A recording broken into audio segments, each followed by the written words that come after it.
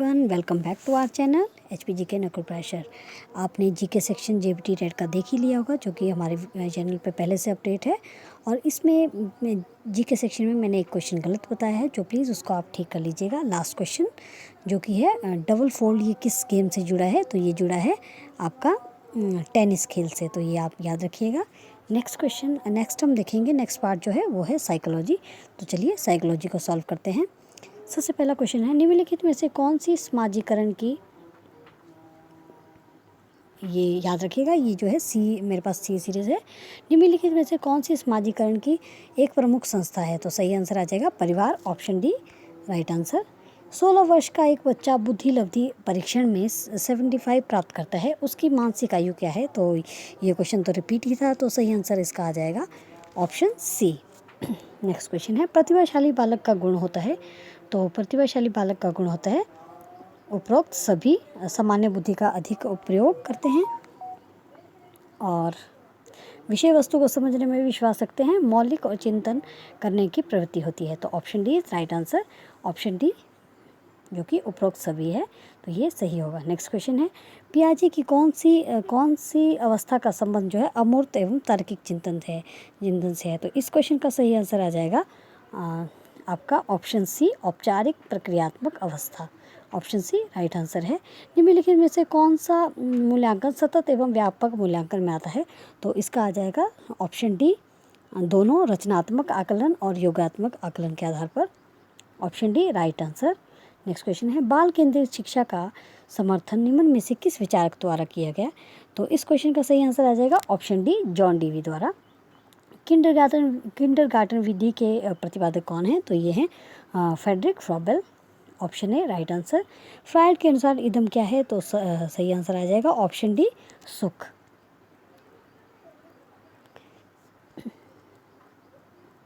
इदम क्या है? ये है ऑप्शन डी, सुख पर आधारित होता है। नेक्स्ट क्वेश्चन है, बुद्धि व सृजनात्मकता में किस प्रकार का संबंध है? तो ये याद रखिएगा, ये है पॉजिटिव, यानी कि ऑप्शन सी राइट आंसर। जीवन में सबसे कठिन काल माना जाता है? तो ये है किशोरावस्था, option C right answer. Progressive matrix परीक्षण किस मनोवैज्ञानिक ने दिया है? Option A right answer, Raven ने दिया है। सीखने की सामग्री के रूप में निरर्थक और शब्दों का प्रयोग किस मनोवैज्ञानिक ने किया है? तो ये आ जाएगा ऑप्शन सी, एबिंगहॉस ने।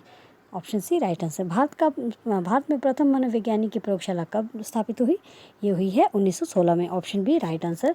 जब दो विरोधी प्रेरणाएं एक साथ में उत्पन्न हो जाएं तो एक समय में ही उनकी संतुष्टि होती है, चाहे उसे क्या कहेंगे? तो उसे कहेंगे, तो मेरे हिसाब से उसे कहना चाहिए द्वंद्व शायद। तो ऑप्शन बी, इसको हम डाउट में ही रखते हैं, तो ऑप्शन बी आ जाएगा हमारा द्वंद्व।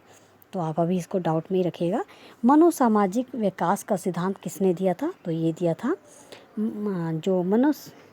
इस क्वेश्चन का सही आंसर आ जाएगा एरिक्सन ने। मनोसामाजिक विकास का सिद्धांत दिया एरिक्सन ने। और आप प्लीज़ वीडियो के लास्ट में मुझे ज़रूर बताइएगा कि आपके जीके सेक्शन में कितने मार्क्स बने हैं और साइकोलॉजी में कितने बने हैं। और आपको हिंदी की भी अगर और हिंदी और मैथ्स की भी अगर आपको वीडियो चाहिए तो बताइएगा कमेंट बॉक्स में। नेक्स्ट है, मूर्त और अमूर्त एवं सामाजिक बुद्धि का संप्रत्यय किसके द्वारा किया गया? ये किया गया है थॉर्नडाइक के द्वारा। कौन सा व्यक्तित्व परीक्षण नहीं है? तो बिने साइमन स्केल, यानी कि ऑप्शन डी जो है ये सही आंसर है। बिने साइमन स्केल जो है ये व्यक्तित्व परीक्षण नहीं है, ये इंटेलिजेंस के लिए टेस्ट है। नेक्स्ट क्वेश्चन, बालक का विकास आनुवांशिकता व डैश की अंतःक्रिया का परिणाम है? तो इसका क्वेश्चन आ जाएगा आनुवांशिकता और वातावरण। Option d right answer. Next question है, शिक्षार्थी अधिगम की प्रक्रिया व सीखने की परिस्थितियों का मुख्य पहलू है? तो ये सही आंसर आ जाएगा ऑप्शन डी, शिक्षा मनोविज्ञान का। विकास एक सतत प्रक्रिया है, ये आप सबको पता ही होगा। विकास एक, ऑप्शन बी राइट आंसर है, सतत प्रक्रिया है। प्रयोग डैश के परीक्षण की एक विधि है? तो सही आंसर आ जाएगा इसका प्रयोग जो है परिकल्पना। Option B right answer. Jean पियाजे का बाल विकास सिद्धांत डैश सिद्धांत किस विकास पर आधारित है? तो सही आंसर आ जाएगा आपका ये संज्ञानात्मक इसका एग्जैक्ट आंसर है, लेकिन हो सकता है हमने थोड़ा छोड़ दिया हो, तो इसका आंसर ऑप्शन डी भी हो सकता है। लेकिन आप वेट कीजिएगा, जो ऑफिशियल आंसर की है उसके हिसाब से भी हम एक बार फिर से सॉल्व करेंगे। तो चलिए आगे देखते हैं। नेक्स्ट, एक शिक्षिका अपने शिक्षार्थियों के लिए विभिन्न अधिगम शैलियों को ध्यान में रखते हुए विभिन्न प्रकार के कार्यों का उपयोग करती है, वह प्रभावित है। तो वो जो है ऑप्शन ए यानी कि गार्डनर के बहुबुद्धि सिद्धांत से वो इंस्पायर है। नेक्स्ट क्वेश्चन, मौके पर घट रहे व्यवहारों के उसी क्रम में लिखना कहलाता है। तो ये कहलाता है आपका, इस क्वेश्चन का सही आंसर आ जाएगा, आपका ऑप्शन ए, परावर्तक पत्रिका। नेक्स्ट है ये एक तो क्वेश्चन जिनमें मैं कंफ्यूज हो रही हूँ, ये मैं अपने हिसाब से बता रही हूँ जो मुझे अभी सही लग रहे हैं, लेकिन इसका इंतज़ार आप ऑफिशियल आंसर के आने पर जो है आप प्लीज़ अपने क्वेश्चन ठीक मिला लीजिएगा, और जो क्वेश्चन पता है वो मैं आपको बता दूँगी सही से। 25 क्वेश्चन नंबर, अधिगम व्यवहार में परिवर्तन को कहते हैं जो कि अपेक्षाकृत डैश होते हैं। तो ये होते हैं स्थायी। Option B right answer. शिक्षा का अति महत्वपूर्ण उद्देश्य है। तो सर्वांगीण विकास। Option d right answer. उपलब्धि, संबंध, शक्ति डैश प्रकार के अभिप्रेरक है। तो ये है मनोवैज्ञानिक अभिप्रेरक। भाटिया बैटरी, ये Bhatia battery very very important. जो भाटिया बैटरी है ये इंटेलिजेंस टेस्ट में जो है यूज़ की जाती है। Option A right answer. Maslow के अभिप्रेरणा सिद्धांत का कहा जाता है, ये आवश्यकताओं का सिद्धांत भी कहा जाता है। नेक्स्ट क्वेश्चन है जो कि आज का लास्ट क्वेश्चन है साइकोलॉजी का। अवधान एक प्रक्रिया है। तो अवधान जो है अवधान एक स्थायी प्रक्रिया भी है, अस्थायी प्रक्रिया भी है और एक चयनात्मक प्रक्रिया है। तो सही आंसर आ जाएगा ऑप्शन डी राइट आंसर। सभी जो हैं ये सही हैं।